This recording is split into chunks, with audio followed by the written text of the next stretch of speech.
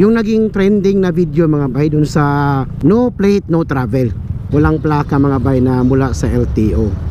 Mismo sila yung nasa gobyerno, Colonel Busita sa ARSAP.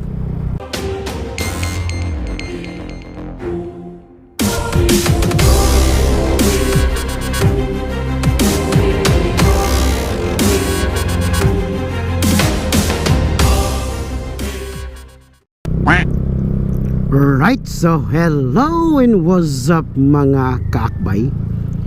So for today's video mga bay, uusapan lang natin mga bay yung naging trending na video mga bay dun sa Medellin, sa LTO Medellin. Ang nangyari kasi mga bay, siguro may nagawang siguro, no, mga operation yung LTO Medellin sa Region 7 mismo, doon sa Medellin. Din tapos hinuhuli lang mga bay yung mga unregistered, yung mga improvised plate number. Yun, isa sa mga nahuli mga bay, ito nga, yun na nga nabanggit ko kanina, yung tungkol sa improvised plate number. So obviously pinagawa sa paggawaan ng mga plaka dun sa shop, or let's say mga sticker shop. Kasi mga bay, yan kasi ginagawa ng karamihan mga bay kapag wala pang plate number na galing sa LTO, yung lata. So we are allowed, no, lalong lalo na sa mga MB file user. So nasa memo na mga bay na yun ang gagamitin kapag wala pang mga plaka na galing sa LTO. Din ang nangyari ngayon mga bay, nabasa ko rin sa Manila mga bay, or sa ibang parte ng Pilipinas, na huhulihin daw, or let's say no plate no travel. Yun yung naging main na nabasa kong balita mga bay. No plate no travel. So kung ganun mga bay, na no plate no travel mga bay, kung yan, siguro sasang-ayon ako mga bay kung walang mga kung siguro mga bay, no, may mga plakang nirelease ang LTO. But sa to si mga bay, wala mga bay, marami pa ring mga motor, mga sasakyan na walang plaka, na sa akin mga bay 2020 walang plaka mga bay na mula sa LTO. So sana mga bay, no, yung nangyari kay doon sa video na live ni Sir Onabia, sana, no,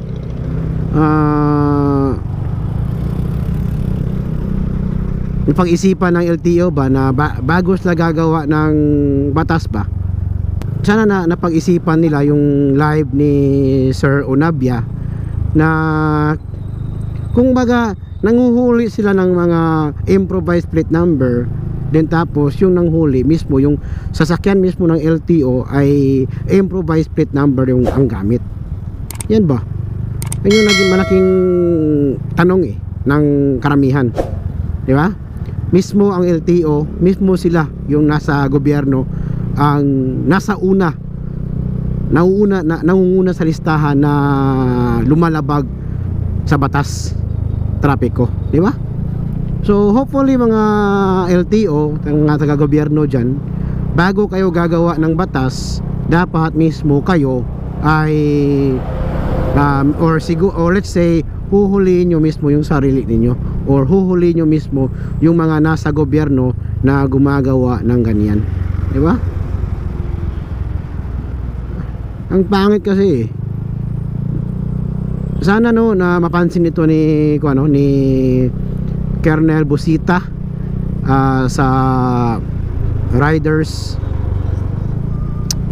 Sana mapansin ito ni Colonel Busita sa ARSAP, at saka kay Rafi Tulfo sa Tulfo in Action. Sana mapansin to. Sana lahat ng LTO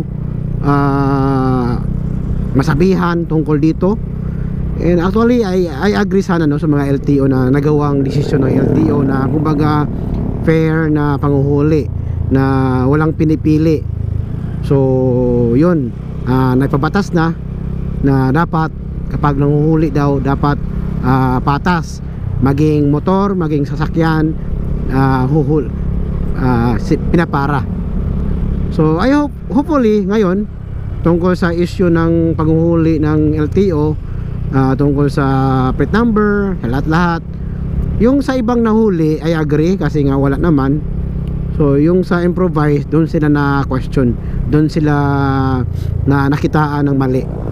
Kung hindi sana nila sinama yung panguhuli, yung tungkol sa plate number, tungkol sa improvise or using improvised plate number, siguro hindi yun mapansin ng mga riders or hindi yun mapansin ni Sir Unabia, no? So shout out kay Sir Unabia na doon sa video, no, nung doon sa gumawa ng live. Shout out sa'yo, sir. I agree na sa parting iyon, totoo naman na sila yung unang lumabag sa batas.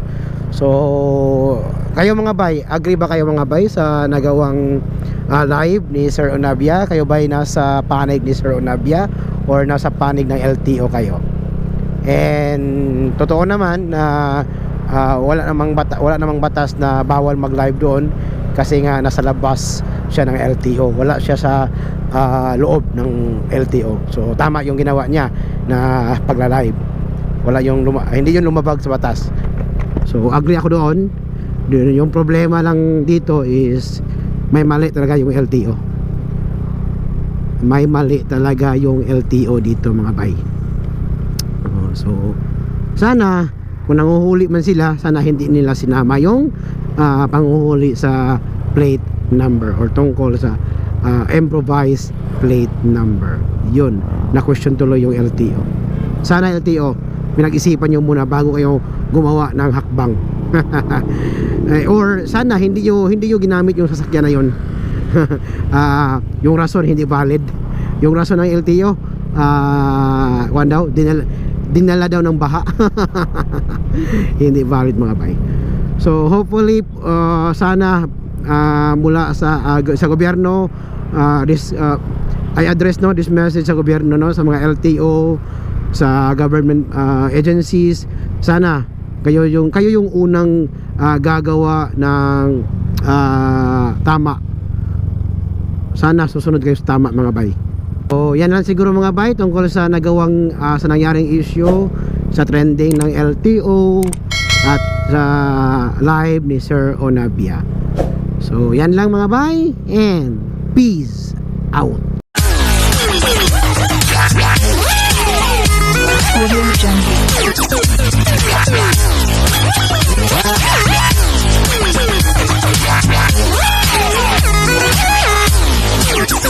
Jungle.